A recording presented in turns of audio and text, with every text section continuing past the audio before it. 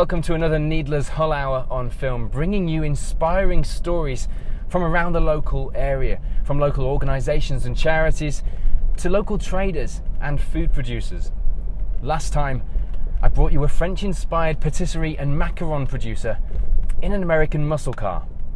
This time it's a bit of British muscle for a producer who uses modern technology but is inspired by traditional British hot and cold smoking techniques. Staal Smokehouse is becoming very well known in not only local artisan food producing circles and on the farmers market scene, but also nationally. I'm going to give you a behind the scenes look at how Justin Staal does what he does, and take it from me, his story is very inspiring.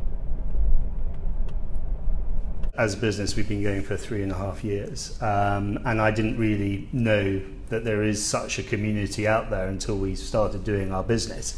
But yes, it ranges in the East Riding. We've got everybody from beef farmers, milk producers, brewers, smokehouses, macarons, you name it, it is being made and produced within the East Riding. I wish I had known a lot more before I had started, so there's been a huge learning curve.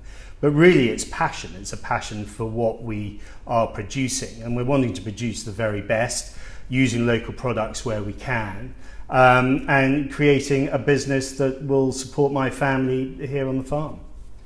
Adam and Jen Palmer have a company called Yorkshire Rapeseed Oil, and I've met them at various farmers markets, and Adam said, had I ever thought about smoking oil? And he produces this rapeseed oil, and so we brought some in and we started smoking it from 12 hours onwards, and we got bits of bread out, and we just tried it and came up with what we wanted, and it's worked very, very well as a standalone smoked oil. But Yorkshire Rapeseed Oil have also taken it and turned it into mayonnaise and various other dipping oils.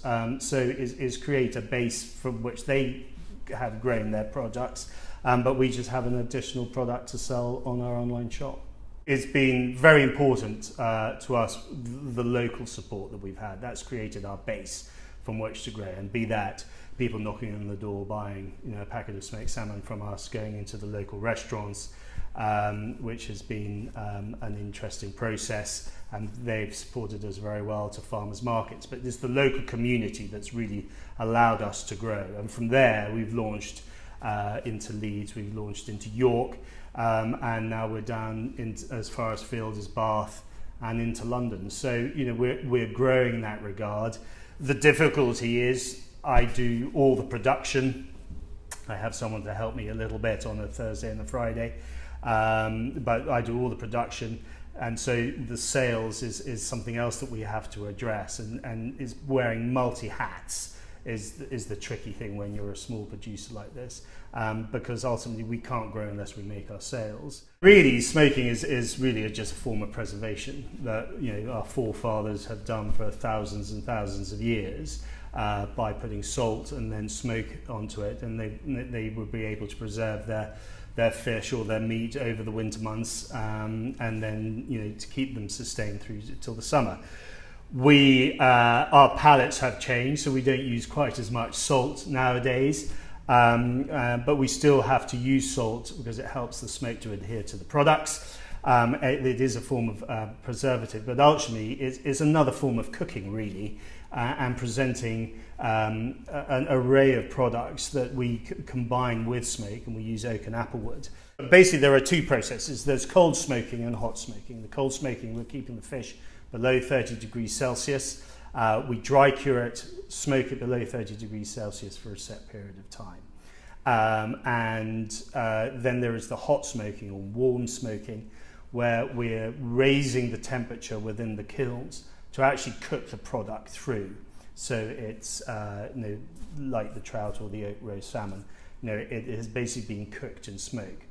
I have taught myself how to do everything, and ultimately I've probably built a rod for my own back, in the respect that I actually, even when I'm hot smoking, I cold smoke initially, and that imparts more of a flavour, and more of retains more moisture, because we're creating kind of a seal, a pellicle around the product when we're cold smoking. So when we raise the temperature, we're not losing so much liquid. So things tend to be a little bit moister. And I think that, you know, some people say, oh, I've had dry smoked products and they're very dry and they're not very nice. Again, take your time and you end up with a quality product. The majority of farmers markets and majority of food festivals that we do, people are really engaged, and not just with a smokehouse. They want to know that the people they're buying from are either producing the products or have a vested interest in the products that they're buying. And they're willing to pay maybe a little bit extra, but that doesn't necessarily, you know, you don't necessarily have to pay extra when you go to the farmers market. But you're getting the story, you're getting the passion behind what's going on. And, you know, and they are very much engaged. As you saw there, Justin Stahl's passion for his business starts and ends right here in East Yorkshire. Those kilns you saw, smoking the food, they were made in Hull. Artisan food is all about the experience. Why don't you get yourself to a farmer's market, if you haven't already, in this area, and try that experience for yourself. I'll see you on Twitter for #HullHour. For now, from me and from Needlers, it's goodbye. And you can also check our other films in the series on YouTube. Thanks for watching.